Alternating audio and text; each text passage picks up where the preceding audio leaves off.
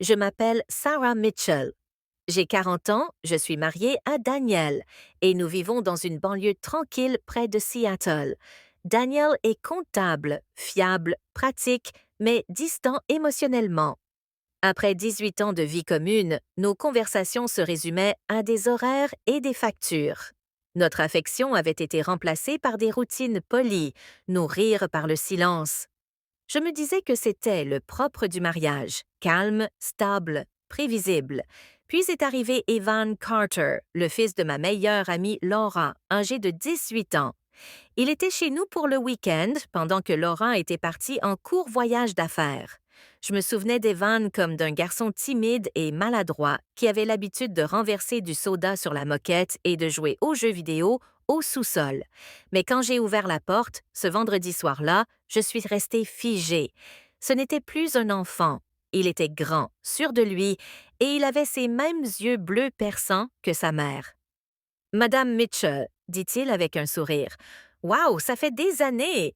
Sa voix était devenue plus grave, plus posée. J'ai ri, faisant semblant de ne pas être surprise. Tu peux m'appeler Sarah, dis-je en le faisant anser. La première soirée fut un dîner ordinaire, des banalités et un film. Daniel travaillait tard, comme d'habitude. Evan et moi étions assis chacun à une extrémité du canapé, la douce lumière de la télévision éclairant son visage. Il m'a posé des questions sur mon travail, mes loisirs, des choses auxquelles je n'avais pas pensé depuis des années. Il m'a vraiment écouté, et c'était étrange, agréable, mais étrange. Le lendemain matin, j'ai fait des crêpes pendant qu'Evan m'aidait à mettre la table. Il était étonnamment gentil et patient. Sa façon de rire si facilement me rappelait quelque chose que j'avais perdu en moi lorsqu'il m'avait parlé de ses projets d'études. La façon dont ses yeux se sont illuminés m'a fait sourire.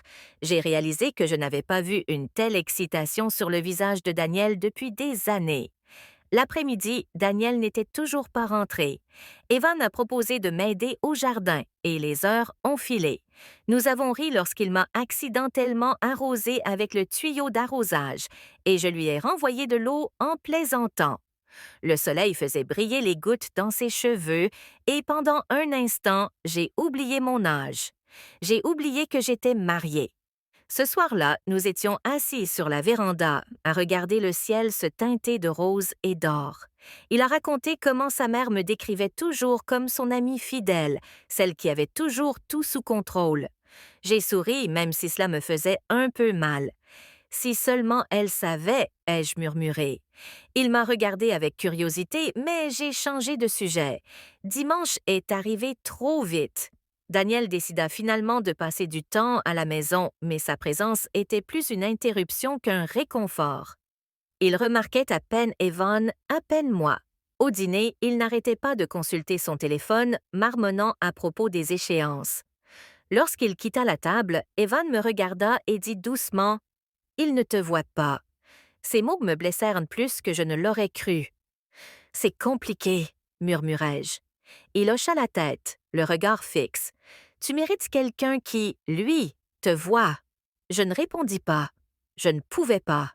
Il y avait une attraction silencieuse entre nous, quelque chose d'indicible et de malsain, mais indéniable. Plus tard dans la soirée, Daniel se coucha tôt. Je trouvais Evan dans le salon regardant une émission de fin de soirée. Je m'assis à côté de lui, prenant soin de garder une distance polie. Il me tendit une couverture et lorsque nos doigts se frôlèrent, je sentis une étincelle qui me terrifia. Pendant longtemps, nous restâmes silencieux. Le seul bruit était que la pluie qui tambourinait aux fenêtres. Puis il se tourna et dit doucement « Tu n'es pas comme les autres adultes que je connais. Tu te soucies vraiment des autres. » J'ai ri maladroitement, essayant de détendre l'atmosphère. « Ne dis pas des choses comme ça, ai-je murmuré, mais ma voix tremblait.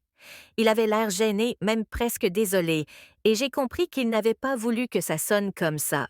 Ce n'était pas de la drague, c'était de la sincérité. Il avait vu en moi quelque chose que j'avais oublié exister. Quand Lavrin est arrivé lundi matin, la maison était soudainement trop silencieuse. Evan m'a dit au revoir et pendant un moment, je me suis attardée une seconde de trop. « Merci pour tout », a-t-il dit, et puis il est parti. Daniel n'a pas remarqué le changement en moi au début, mais moi si. Pendant les jours qui ont suivi, je repensais à ce week-end. Son rire, sa gentillesse, sa façon de remarquer les choses. Daniel ne l'a jamais fait. Ce n'était pas de l'amour, pas vraiment, mais cela a réveillé quelque chose que j'avais enfoui depuis longtemps, un besoin.